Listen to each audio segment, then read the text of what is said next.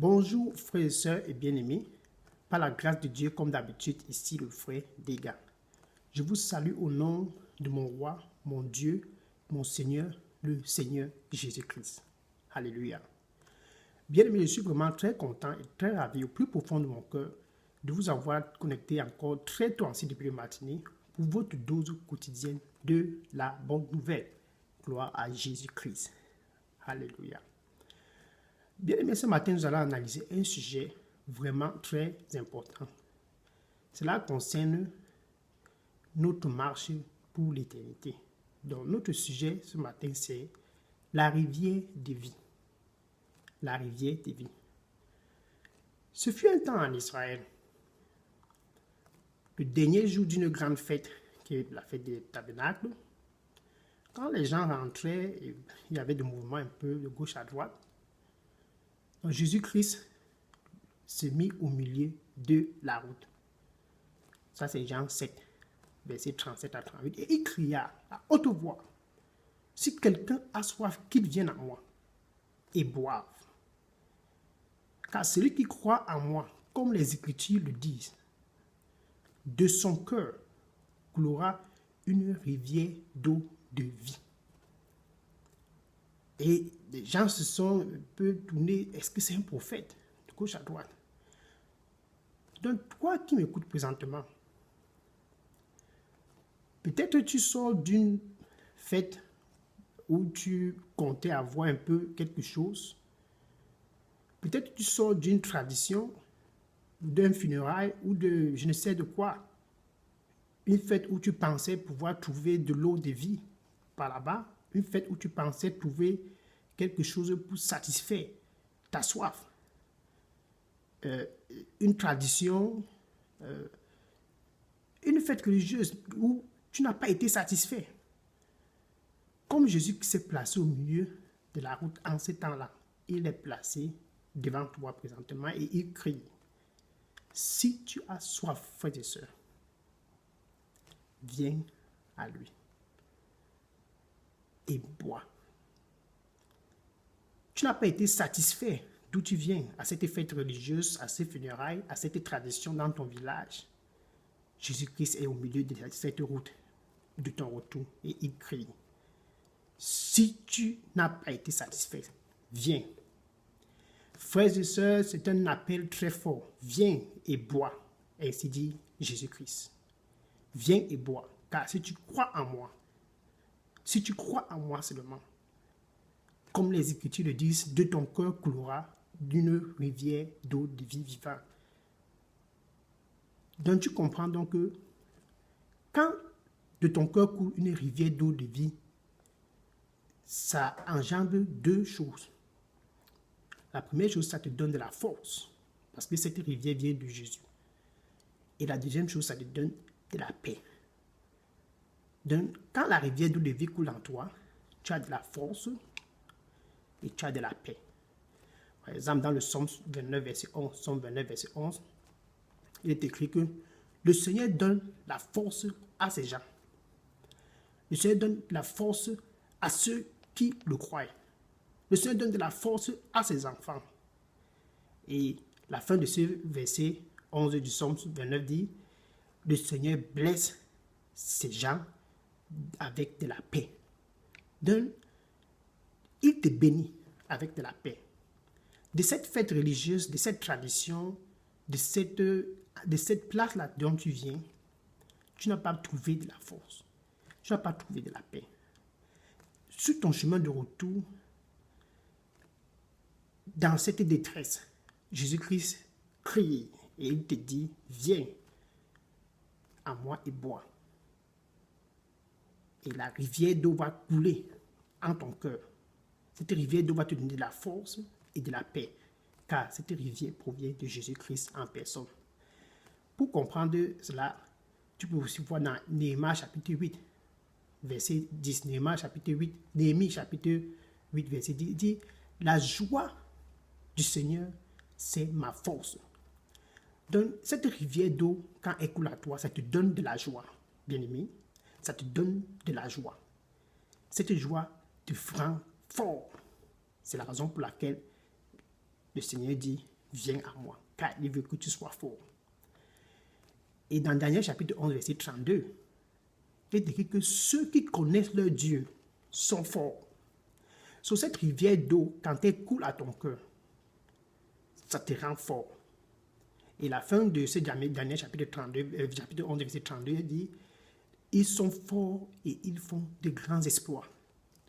Donc, quand la rivière d'eau coule en ton cœur, ça te donne de la force. Cette force te permet de faire de grands exploits dans ce monde pour le royaume de Dieu. De grands exploits dans ta famille, de grands exploits dans tes affaires, de grands exploits dans ton travail, de grands exploits dans tout ce dont tu es impliqué. Donc, quand tu viens à Jésus-Christ, tu reçois de la force qui va te permettre de faire des exploits. Et tu reçois de la paix. Cette paix qui va établir l'amour dans ton mariage. Tu reçois en Jésus-Christ, car l'eau de vie coule en ton cœur. Cette paix qui va établir la stabilité dans tes affaires. Cette paix qui va établir l'amour entre vous dans votre famille. Cette paix qui va établir une santé résonnante dans ton corps. Car Jésus-Christ lui dit, et en fait cette paix n'a pas de condition. Cette paix, c'est une paix qui est sincère, c'est une paix qui est pure, car elle coule de l'eau de vie, elle vient de l'eau de vie vivante qui est en Jésus-Christ. Dans Jean chapitre 14, verset 7, Jésus qui dit, paix, la paix, je vous laisse. La paix, je vous laisse. Il dit, ma paix, je vous le donne. Non pas comme le monde vous le donne. Pourquoi? Parce que le monde donne avec des conditions. Donc, Jésus dit, je vous donne ma paix, non pas comme le monde vous le donne. Et il dit, que ton cœur ne soit pas troublé. Bien-aimés frères et sœurs, quand Jésus-Christ te donne de la paix, ton cœur n'est pas troublé. Mais quand le monde te donne la paix, c'est une paix avec condition. Une paix qui te trouble le cœur. Une paix qui t'empêche de dormir. En fait, une paix qui te donne des insomnies, car ça te trouble le cœur. Et pour finir ce verset 27 de Jean chapitre 14, c'est une paix. Jésus qui dit, n'ayez pas peur. Dans la paix que Jésus te donne, ça te fait marcher dans la tranquillité, tu n'as pas peur.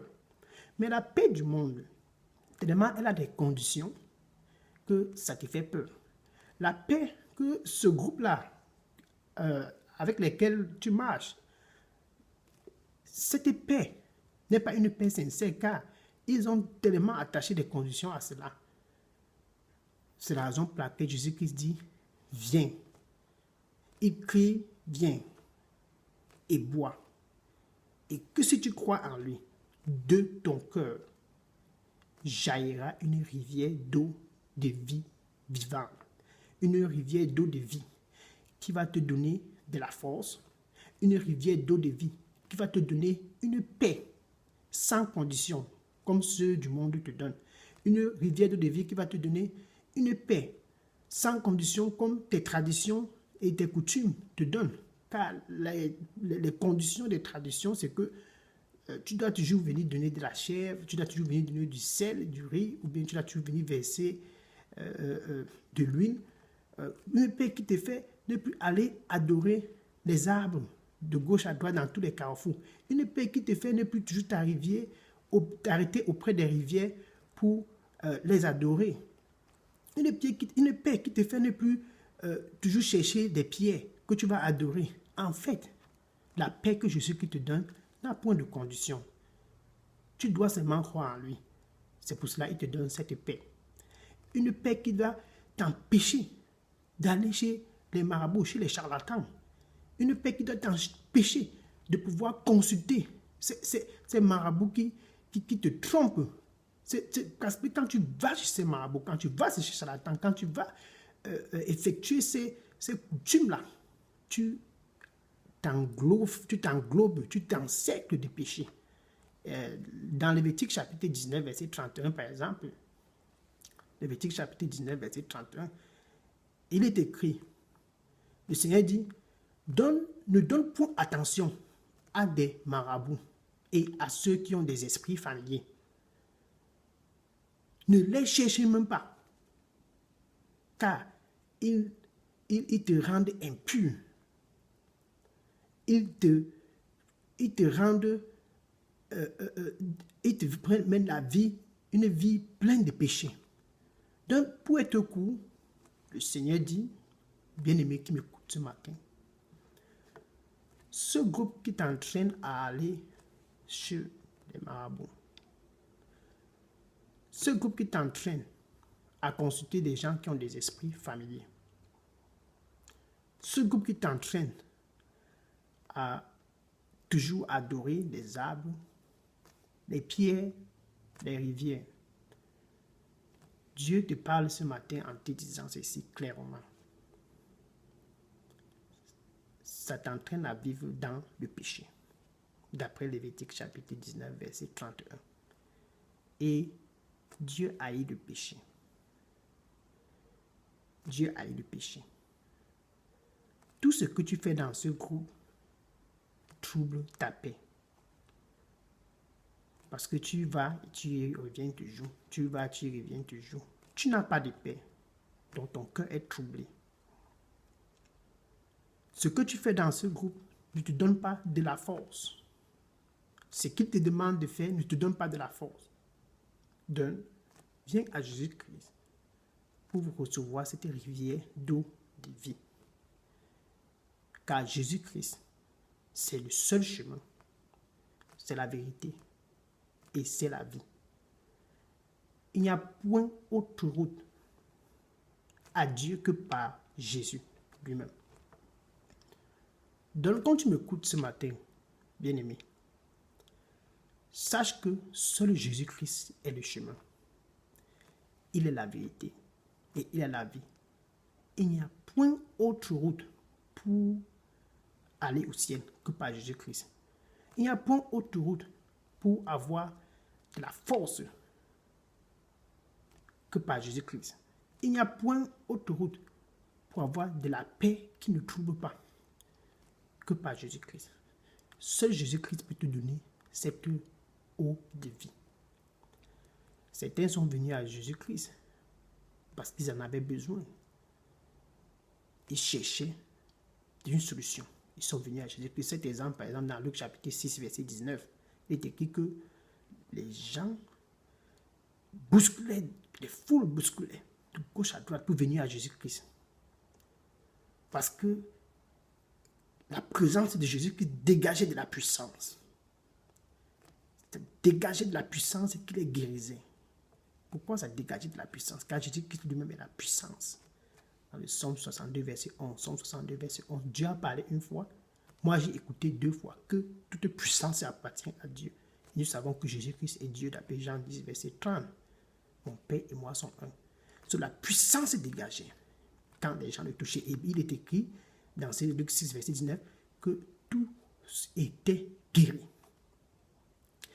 Cette femme qui perdait du sang pendant 12 ans, par exemple, dans Marc chapitre 5, verset 25 à 34, elle a dépensé son argent sur les médecins. Elle croyait que elle pouvait avoir de l'eau de vie vivante chez les médecins. Elle allait dans les hôpitaux. Elle croyait pouvoir avoir de l'eau de vie vivante pour sa guérison dans ces hôpitaux. Elle avait un peu de l'argent, mais elle a dépensé. Et la Bible dit sa situation s'en empirait seulement.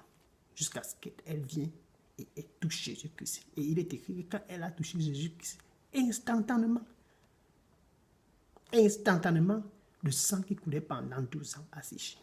Donc quand tu viens à Jésus-Christ, ça te donne de la force et ça te donne de la paix. Cette eau de vie te fortifie afin que tu puisses faire de grands exploits. Cette eau de vie qui va couler en toi, venant de Jésus-Christ, te donne de la paix qui ne va pas te troubler. Une paix sans condition. Dès elle a reçu sa guérison, parce qu'elle est venue à Jésus-Christ. L'eau de vie a cassé toutes les chaînes. Et sa guérison a été instantanée. Je ne sais pas combien de temps tu as ce problème, mais au nom de Jésus-Christ, reçois ta guérison. viens à lui, crois en lui et détourne-toi de cet endroit dont tu rentres, où tu t'en vas chaque jour sans solution. Chaque jour tu vas, chaque jour tu sacrifies, tu fais des sacrifices, mais tu n'as jamais eu de solution palpable.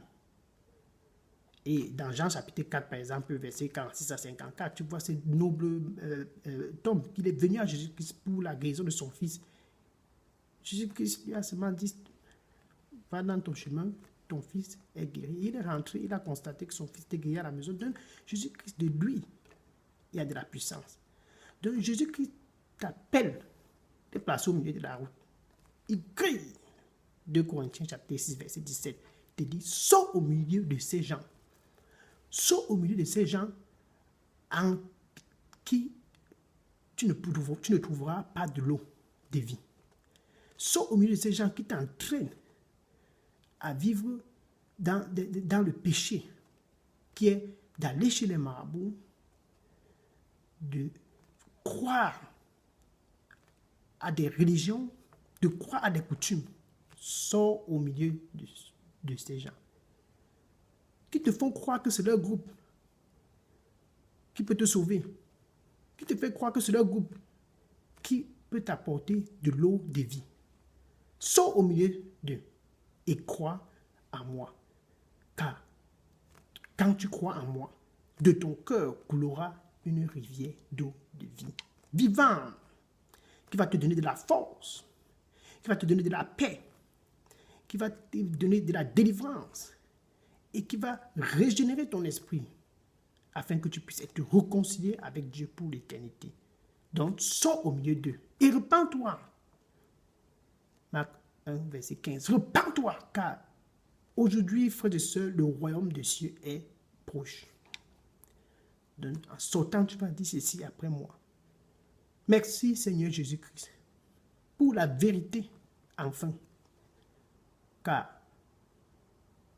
j'ai couru longtemps derrière ces charlatans. J'ai couru longtemps derrière ces traditions. J'ai couru longtemps derrière ce groupe, pensant trouver de l'eau de vie vivante, qui va me donner de la force, qui va me donner de la joie, pensant trouver de l'eau de vie vivante, qui va restaurer ma santé, qui va restaurer la paix dans mon mariage, qui va restaurer la paix dans mes affaires, qui va restaurer la paix dans mon travail, pensant trouver de l'eau de vie vivante, qui va restaurer la stabilité dans ma vie, qui va restaurer la paix dans mon éducation. Mais seulement, je n'ai jamais trouvé cela. Reçois-moi, Seigneur Jésus-Christ, et accorde-moi la grâce de ne plus jamais retourner dans ce groupe pour faire des traditions, car je ne trouverai point de force de là. Accorde-moi la grâce de ne plus jamais retourner auprès de ces arbres, auprès de ces rivières, auprès de ces pierres pour les adorer. Accorde-moi la grâce de ne plus jamais retourner auprès de ce groupe qui me fait croire que c'est en eux que je peux trouver de la vie. Merci Seigneur pour ce que tu vas m'accorder la grâce et nettoie-moi avec ton précieux sang, car j'ai été dans le péché. J'étais dans le péché. D'après Lévitique chapitre 19, verset 31, j'ai été dans le péché. Nettoie-moi avec ton précieux sang. Au nom de Jésus-Christ. Merci pour ce que tu m'accordes la grâce d'être ton fils, ta fille ce matin. Alléluia. Au nom de Jésus-Christ. Amen. Bien-aimés, présentement, les anges sont en train de se réjouir. Car il y a longtemps, Jésus-Christ était à l'entrée de ton cœur et il frappait, il frappait. Mais tes oreilles étaient fermées, ton cœur était dur. Jusqu'aujourd'hui, tu as fait la porte et il est entré. Les anges se réjouissent pour cela. Et moi aussi, je me réjouis, car c'est un grand jour. Ça va transformer non pas seulement le cours de ta vie, présentement, mais le cours de ta génération à venir. Que le Seigneur te bénisse et te fortifie dans cette nouvelle voie. Cette voie qui va te donner de l'eau de vie vivante, qui va te donner de la force, qui va te donner de la paix, qui va te donner de la stabilité, afin que tu puisses passer l'éternité avec Dieu. Et cela va te donner aussi une santé raisonnable. Sois béni au nom de Jésus-Christ. Amen.